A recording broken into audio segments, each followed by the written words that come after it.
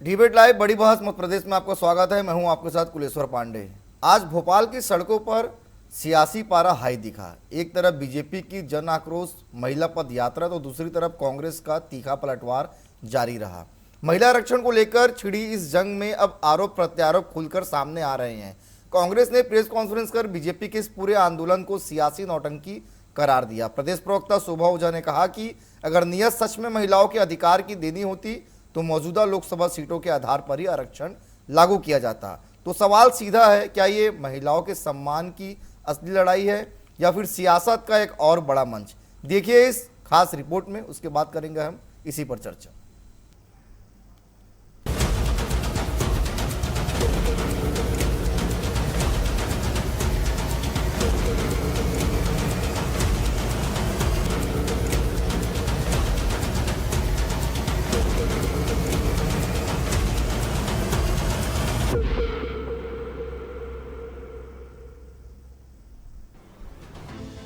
राजधानी भोपाल की तपती सड़कों पर जब हजारों कदम एक साथ बढ़े, राजनीतिक संदेश का बड़ा प्रदर्शन बन गया। एमवीएम कॉलेज ग्राउंड से शुरू होकर लोक भवन होते हुए रोशनपुरा चौराहे तक पहुंची इस जन आक्रोश महिला पद यात्रा में मुख्यमंत्री डॉक्टर मोहन यादव, बीजेपी प्रदेश अध्यक्ष हेमंत खंडेलवाल, मंत्री, सांसद और महिला मोर्चा की कार्यकर्ताओं ने हिस्सा लिया। यात्रा के दौरान महिलाओं के हाथों में तख्तियां थी, नारे थे और आक्रोश साफ नजर आ रहा था।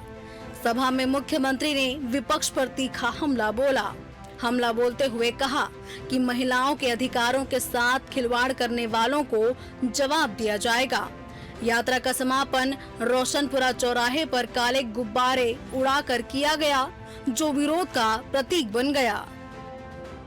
ये जो आपके अंदर की आग है, जो अपने हक की आग है, आज की लड़ाई कांग्रेस के, डीएमके, कांग्रेस के साथ साथ सभी टीएमसी, द्रविड़, यानी कौन कौन से लोग आ रहे हैं, क्या हमारी बहनों के हक पे डाका डाल करके ये अपने मंसूबे पूरे कर सकते हैं? कभी नहीं, असंभव। मुझे इस बात की प्रसन्नता है, बहनों के हक पर डाका डालने के खिलाफ भोपाल की सड़कों पर बहनें अपने हक के लिए लड़ने आई है। अपने हक का अभिनंदन करें, अपने हक के लिए। सभा के मंच से मुख्यमंत्री डॉक्टर मोहन यादव ने भावनात्मक और आक्रामक दोनों ही अंदाज में विपक्ष को घेरा। उन्होंने कहा कि नारी सब कुछ भूल सकती है, लेकिन अपना अपमान कभी नहीं भूल सकती।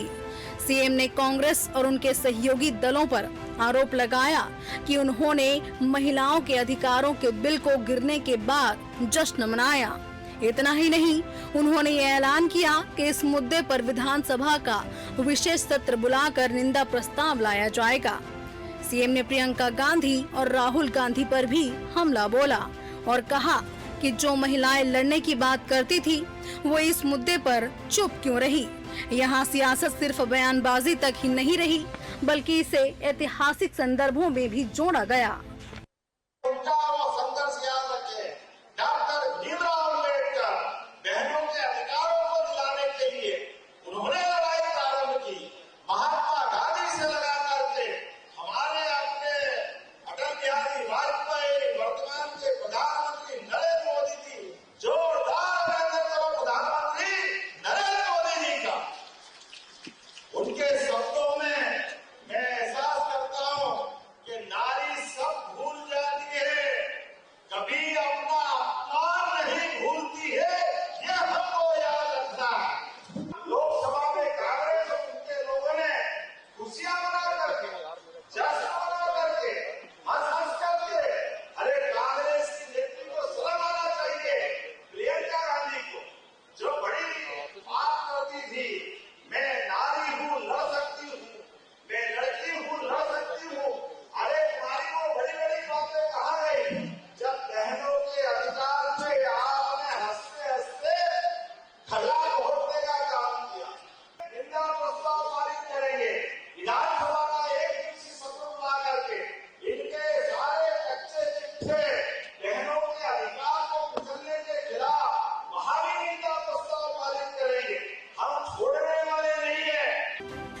एक तरफ बीजेपी की जन आक्रोश महिला पदयात्रा तो दूसरी तरफ कांग्रेस का तीखा पलटवार। राजधानी भोपाल में कांग्रेस ने प्रेस कॉन्फ्रेंस कर बीजेपी के इस पूरे आंदोलन को सियासी नौटंकी करार दिया। कांग्रेस प्रदेश प्रवक्ता शोभा ओझा ने सीधे सीधे बीजेपी की मंशा पर सवाल उठाए। अगर नियत साफ होती तो वर्तमान लोकसभा सीटों के आधार पर ही महिलाओं को आरक्षण दे दिया जाता। और हमने कहा था हम जिस दिन एब्सोल्यूट मेजॉरिटी में आएंगे this will become a reality. 543 में से हम 1/3 महिलाओं को दे देंगे। और वही बात तभी भी 23 में भी राहुल जी ने कही कि आप दे दीजिए। ये चाल करना चाह रहे थे कि सेंसस कौन सा हो, 2011 का सेंसस, जिससे कि इनको ओबीसी आरक्षण ना देना पड़े। ये सब एक नौटंकी थी। ये दोनों हाथ में लड्डू लेके चल रहे थे। इनको लगा कि हमारा अगर पास हो जाता है तो 2029 हम रिजर्व हो जाएंगे उसमें, और नहीं पास होता है तो ठीकरा फोड़ देंगे। अभी चुनाव चल रहे हैं 2 जगह। इस देश के सभी इंस्टीट्यूशंस ने खत्म कर दिए। इलेक्शन कमीशन के पास एक शब्द नहीं है कहने के लिए। Bureau report, TV 24 news, Bhopal.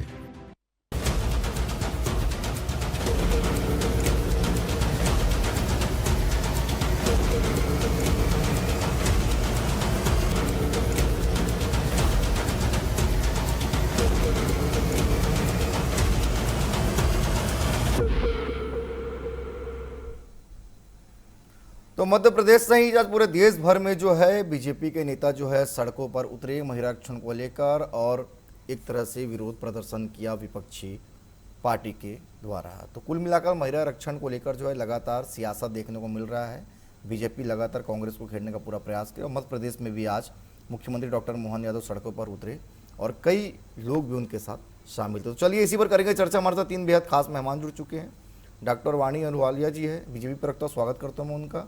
Himani जी है हमारे साथ, कांग्रेस प्रवक्ता, उनका भी स्वागत करता हूँ। के एस साइनी जी, वरिष्ठ पत्रकार, उनका भी स्वागत करता हूँ। साइनी जी, सबसे पहले मैं आप ही के पास आना चाहूँगा, ये जो विरोध हो रहा है कितना जायज़ है? क्योंकि पूरे देश भर में जो है तमाम जो बीजेपी के नेता हैं वो सड़कों पर हैं और कुल मिलाकर विपक्ष को महिला विरोधी बता रहे हैं। आपके पैनलिस्ट, आपको और दर्शकों को मेरा नमस्कार। देखिए, ये जो मुद्दा है ये कोई आज का नहीं है, बहुत पुराना से चल रहा है। आवाज नहीं आ रही है, आवाज नहीं आ रही है। भी पास नहीं हो पाया किसी बहाने से। कभी कोई नहीं कहता कि मतलब महिला आरक्षण के विरोध में है, लेकिन कोई ना कोई बहाना लगा के ओबीसी का मान लो ये नहीं लाए, वो नहीं लाए, डिलिमिटेशन हो गया अभी, तो अलग अलग वजहों से इसको पारित नहीं होने दिया है। इसका मेन वजह है कि कोई भी नहीं चाहता कि ये बिल पास हो और वहाँ पे पार्लियामेंट में इस संख्या में 33% महिलाएं आए। क्योंकि आपने देखा होगा 2023 में ये पास हो चुका था। पास होने के बाद सारे पार्टीज अपने इसमें 33% टिकट दे देते अपने कैंडिडेट्स को, लेकिन आपने देखा किसी ने नहीं दिया है।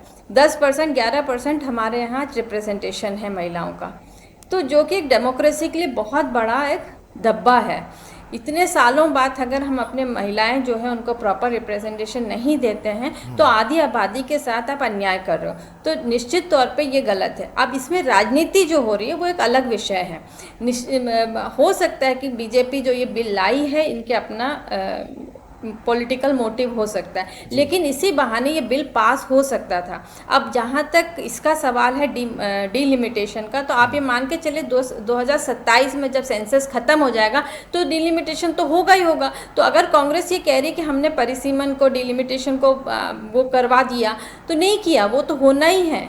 तो सिर्फ ये है कि जो उसमें अमेंडमेंट होना था, जो नए तरीके से उसको डिलिमिटेशन की बात कर रहे थे, उसको आपने टाल दिया है या उसको आपने ठंडे बस्ते पर डाल दिया, वो नहीं आ सकता है। तो जो पुराना व्यवस्था है उसमें कॉन्स्टिट्यूशन में लिखा हुआ है और हम उसके अगेंस्ट तो जा नहीं सकते। कॉन्स्टिट्यूशन में परिसीमन होना, 2026 में परिसीमन जो है वो फ्रीज था 26 तक, अब वो खत्म हो गया है, तो अब परिसीमन होगा। तो अगर आपने इसको वो कर भी, तो सबसे ज़्यादा नुकसान नारियों का हुआ है। अगर ये बिल पास हो जाता तो परिसीमन भी होता 2026 के बाद, 27 के बाद, और नारी का जो पार्लियामेंट में जो उनका रिप्रेजेंटेशन है वो भी हो जाता। तो ये जायज़ है कि महिलाओं के साथ अन्याय हुआ है। सब अपने अपने पॉलिटिकल हितों को देख रहे हैं, ये भी सही बात है। और बीजेपी ने ऐसा नहीं है कि इसलिए लाए कि वो महिलाओं के साथ उनका बहुत बड़ा कोई हित करने का था, पर उनको मालूम था कि ये बिल से उनको अपना पॉलिटिकल ठीक हित है, साध ठीक है, सकते हैं, पर ठीक उसका है। एक फायदा महिलाओं को मिल जाता है अगर ऑपोजिशन साथ देते और इसको पास करवाते। ठीक है, ठीक है। वाणी जी, 2023 में ये महिला आरक्षण बिल जो है पास हो चुका था सर्वसम्मति से। उसके बाद फिर आखिर आप लोग ये क्यों बताने का प्रयास कर रहे हैं कि महिला आरक्षण जो बिल है वो कांग्रेस के कारण गिरा है? कांग्रेस लगातार आप लोगों के ऊपर सवाल उठा रही है। Thank you. और स्टूडियो से देखिए, बहुत दुखद घटना है ये मुझे लगता है इतिहास में एक काला दिन के रूप में याद रखा जाएगा। 2023 की आप बात कर रहे हैं तो तब चुनावी माहौल था और हमारा विपक्ष इतना होशियार है कि चुनावी माहौल में अपना डंका दिखाने के लिए उन्होंने समर्थन किया और उस बिल को पास किया। जब जरूरत है डिलिमिटेशन और ये सारी संशोधन को ऐड करके इस प्रोसेस को हम और फास्ट ट्रैक करें, उन्होंने इसको डिरेल भी किया है और बल्कि इसको बहुत बड़ी हानि पहुंचाई है। ये अपमान और डाका डालने बराबर है। मुझे लगता है जैसा षड्यंत्र द्रौपदी के साथ हुआ था, ये उसी प्रकार से हम उसकी तुलना कर सकते हैं। और मुख्यमंत्री जी ने ये स्पष्टता साफ किया है कि भारतीय जनता पार्टी महिलाओं के हक के साथ, हमारे यशस्वी जो प्रदेश अध्यक्ष है उन्होंने भी ये सिद्ध किया है कि महिलाओं के समर्थन, महिलाओं के आत्मविश्वास, उनके सम्मान, उनके स्वाभिमान, ये प्रतीक, इसको हम खाली नहीं जाने देंगे। खुद एक पूर्व मंत्री ने ऐसा बयान दिया है कि कांग्रेस में जो सीटें बार बार हारते हैं, जो कमजोर होता, उस पर कांग्रेस अपने किसी महिला को उतारती है। नहीं तो वाणी जी कांग्रेस तो ये कह रही है ना कि इसको हम लागू करना चाह रहे हैं, लेकिन जो परिसीमन की बात है उसको हटा दे। ये तो कांग्रेस तो यही सवाल उठा रही है कि बीजेपी जो है इसको लेकर आई है और बीजेपी इसमें रोड़ा अटका रही है। बीजेपी रोड़ा नहीं अटका रही। अगर ऐसे आप बोल रहे हैं तो मुझे लगता है महिलाओं के साथ और अन्याय कर रहे हैं, क्योंकि बीजेपी इसको फास्ट ट्रैक करना चाह रही है। बीजेपी चाह रही है कि प्रॉपर पॉपुलेशन के हिसाब से, पॉपुलेशन के मुताबिक इसका रिप्रेजेंटेशन हो। बीजेपी चाह रही है कि ये व्यवस्था हर महिला तक पहुंचे, हर महिला को ऐसा अवसर मिले। सैकड़ों लाखों महिलाएं हैं जो देश के लिए अपना काम कर सकती हैं, योगदान कर सकती हैं। अब मैं आपके चैनल के माध्यम से इतना भी स्पष्ट कर दूं श्रोताओं को कि अगर महिलाएं देश का नेतृत्व करती हैं, जैसे कि प्रधानमंत्री जी ने कहा है कि देश की बागडोर महिलाओं के हाथ में सौंपना चाह रहे हैं, तो उससे हमें बहुत सारे फायदे हैं। हमारी जीडीपी इंप्रूव होगी, महिलाओं के प्रति जागरूकता बढ़ेगी और हमारे जो जनप्रतिनिधि महिलाएं हैं उनकी जब संख्या बढ़ेगी तो शिक्षा और स्वास्थ्य के प्रति भी हम विषय और सुदृढ़ रख पाएंगे। ठीक है, मैं लौटूंगा वाणी जी आपके पास। हिमानी जी से सवाल है तो हिमानी जी, महिला आरक्षण बिल जो है कांग्रेस पार्टी के कारण गिर चुका। कांग्रेस पार्टी जो है महिला विरोधी है, ये जो अभी जो जिस तरह से चल रहा है देश भर में भारतीय जनता पार्टी यही कह रही है, क्या कहेंगे आप? देखिए, जितनी घटिया उपमाओं से वाणी जी ने इस बिल को कंपेयर किया द्रौपदी के चीरहरण से, तो इसके बारे में और बाकी अपने स्टेटमेंट में वो बहुत कुछ कह चुकी हैं, जिसके आधार पे ही मैं ये साबित कर दूंगी कि भारतीय जनता पार्टी का मुखौटा कितना नकली है। कि ये कह रही हैं कि जनसंख्या के आधार पर ये लोग आरक्षण ये बिल लागू करना चाहते थे। तो आप मुझसे सवाल पूछ रही हूँ, क्या 2011 और 2026 में भारत की जनसंख्या समान है? क्या उसमें कोई बढ़ोतरी नहीं हुई है? आप यूं ही उसको 16 साल पीछे देश को ले जाना चाहते हैं, 16 साल पुरानी जनसंख्या के आधार पर, और आप कह रहे हैं आपकी नीयत में खोट नहीं है। अगर आपने 2023 में वो बिल पास हो गया था और आपको महिलाओं को अधिकार देने की इतनी ही जल्दी थी, मान भी के समय नहीं है, और आपने 3 साल हक लिया, फिर भी आप वहीं के वहीं खड़े हैं। आपने न जन लड़ाया ना किया, बस चुनावों में फायदा। मोदी जी ने अपने ओपनिंग स्टेटमेंट में कहा था कि अगर आप इसको समर्थन करते हैं तो मुझे फायदा मिलेगा, और अगर आप नहीं करते हैं तो मुझे इससे ज्यादा फायदा मिलेगा। तो मैं फिर इसमें कहने की बात कर रही है, इसके अलावा कुछ भी नहीं। बीच में नहीं बोलिए आप मर्यादा तोड़ती हैं, हमेशा जाती हैं। और तो बीच में से, तो ये किस प्रकार का सम्मान है? नहीं, वैसे आपसे तो अपेक्षा भी नहीं है महिला है, वो मैंने की, साबित कर क्योंकि दिया। आपके जो मुखिया हैं वो विलायती संस्कारों लेकर यहाँ पर राजनीति करने उठे हैं, तो निश्चित है कोई भी स्वीकारेगा ये बात को कि देसी सनातनी विचारधारा से तो वो वाकिफ हो ही नहीं सकते।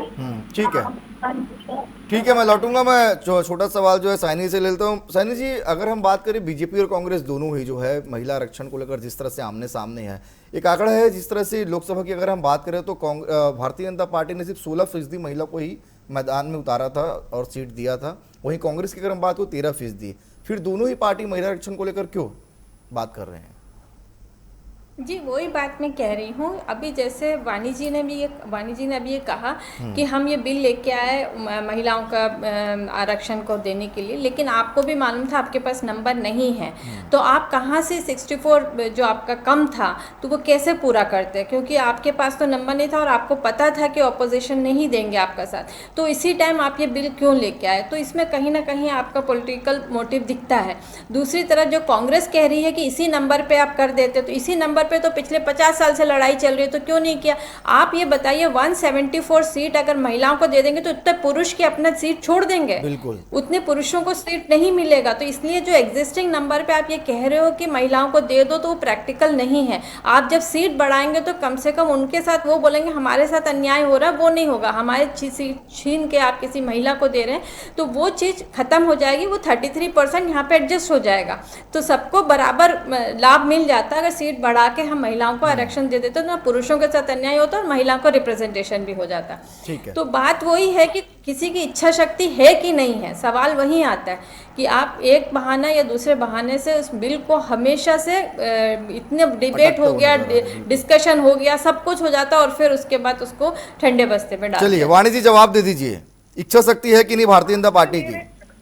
आपने दोनों जो मुझे बच्चा में रखने चाहिए, दोनों का एक्चुअली 5 उत्तर दे दिया है। पहला, अगर शाइनी जी हम ये सुनिश्चित कर रहे हैं कि महिलाओं की सीट बढ़ेंगी तो रिप्रेजेंटेशन बढ़ेगा, पर उसके लिए आपको ध्यान होगा कि सदन में हमारे प्रधानमंत्री ने एक बहुत विनम्र निवेदन किया था कि दलगत राजनीति से हम उठकर इसमें समर्थन करें। सब पार्टीज को अनुरोध किया था, उन्हें ये भी स्पष्ट रूप से कहा था इसका पूरा श्रेय आप ले लो, आपको जितना प्रचार प्रसार में इसका श्रेय लेना है आप पूरा उसको ले लीजिए। देखिए शैनी जी, हम जानते हैं विगत कितने वर्षों से जो कांग्रेस की मानसिकता है वो कितनी महिला समर्थन की है और कितना ज्यादा उनका मूल जो विचार है वो विरोध का है। जब भी हमने विकास के मुद्दे इस देश में उठाए हैं, चाहे आर्टिकल 270 है, चाहे जीएसटी, चाहे ओबीसी आरक्षण का है, चाहे हम बॉर्डर सिक्योरिटी के ऊपर बोलते हैं, चाहे हम ऑपरेशन सिंदूर के बारे में बात करते हैं, जो इनकी जो रीति और नीति है वो बहुत नकारात्मक है। उन्होंने हमेशा कटघरे में खड़ा किया है, उन्होंने हमारे शौर्य को, हमारी नीति को, हमारे कार्य प्रणाली को हमेशा कटघरे में खड़ा किया, उस पर प्रश्न चिन्ह उठाए। ये दर्शाता है कि कांग्रेस को शायद ये जो विकास की पटरी पर देश दौड़ रहा है उससे खुद एक बहुत बड़ा इनके ऊपर डाउट होता है। और चाइनी जी, अभी जब पहाड़ी देशों में जो वॉर चल रही है, आपने देखा कि कैसे इन्होंने झूठ का और प्रपंच की राजनीति उस स्थिति। ठीक है, हिमानी जी से ले लेता हूँ। हिमानी जी लौटूंगा आपके पास। हिमानी जी, विकास की पटरी से कांग्रेस पार्टी को दिक्कत है, इसलिए हर चीज का विरोध करने के लिए खड़े हो जाती है। हिमानी जी, देखिए, बीजेपी की आदत है लोगों के महापुरुष चुराने की, सेना का शौर्य चुराने की। और अब आज देखिए, आपकी नारी सम्मेलन किया, नारी प्रदर्शन कर रही थी और बोले उसमें सिर्फ मुख्यमंत्री मोहन यादव और हेमंत खंडेलवाल।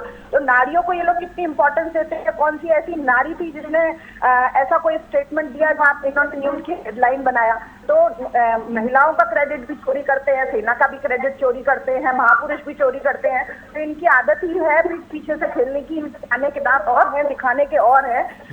ये साबित होता है और इनकी नीयत में जो खोट था वो दिखाई दे रहा है। 2026 के परिसीमन के आधार पर इन्हें ओबीसी महिलाओं को इनका आरक्षण देना पड़ेगा और सभी चीजें ट्रांसपेरेंसी से करनी पड़ेगी। वो करने की मंशा नहीं है। बिल्कुल मैं शाइनी जी से सहमत हूँ कि मन में चोर था, अगर करना था तो 2023 में ही कर देते, 2024 का चुनाव भी उसी आरक्षण के आधार पर करवाते, पर नहीं 2026 में बीच में 16 साल पुराने जनगणना के आधार पर काम करवाएंगे। जनगणना अभी तक करवा नहीं पा रहे हैं, बातें बड़ी बड़ी कर रहे हैं। सेना ऑपरेशन सिंदूर में लड़ रही है, उसमें हमारे शौर्य पर भरोसा नहीं, एलटीटी जाकर इनके शौर्य पर भरोसा करेंगे हम। जो सेना आपकी है वो हमारी है, वो पूरे भारतवर्ष की है, हर नागरिक की है, हमारा शौर्य है वो। ठीक है, वाणी जी जवाब दे दीजिए, फिर मैं साइनी जी के पास लौटूंगा।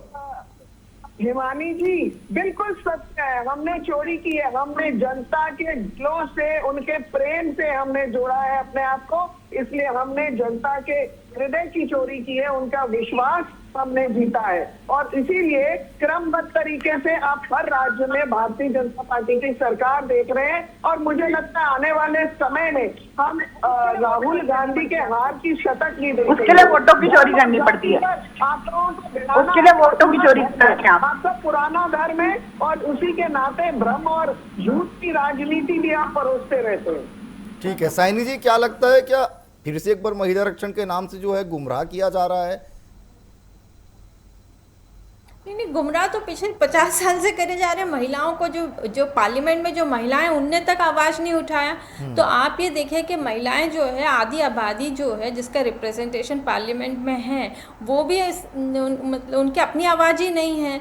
तो अब किसकी बात कहोगे आप? बिल्कुल। बात यही है कि महिलाओं को अगर ये आरक्षण मिल जाता है तो हमारे जो सिर्फ महिलाओं को न्याय नहीं मिलेगा, ये सिर्फ देश का भी एक जीडीपी की ग्रोथ है, देश का ग्रोथ है, ये पूरे विश्व में भारत की डेमोक्रेसी का एक प्रचंड वो होगा।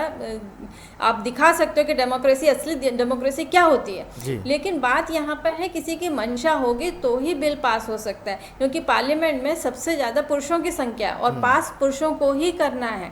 अब हिमांशी जी ने कहा कि हम जो है ये इन लोग जो ये कर रहे हैं धरना प्रदर्शन, ये सब दिखावा है। तो आप मुझे ये बताइए कि आप अगर ये पास कर देते तो ये सब होने को इनको मौका ही नहीं देते आप। आज वो उसका फ़ायदा उठा रहे हैं कि आपको एंटी वुमेन बता रहे हैं। मैं बोल रही हूँ कि बिल को एक बार पास होने दे सकते थे आप लोग, तो एक बार पास हो जाता तो महिलाओं को कम से कम उनका हक मिल जाता, इसी बहाने मिल जाता। जी चलिए ठीक है, अब समय भी ज़्यादा नहीं दे रहा है, इसलिए इस विषय को यहीं पे समाप्त करना पड़ेगा। आप तीनों मेहमानों का धन्यवाद हमारे साथ जुड़ने के लिए।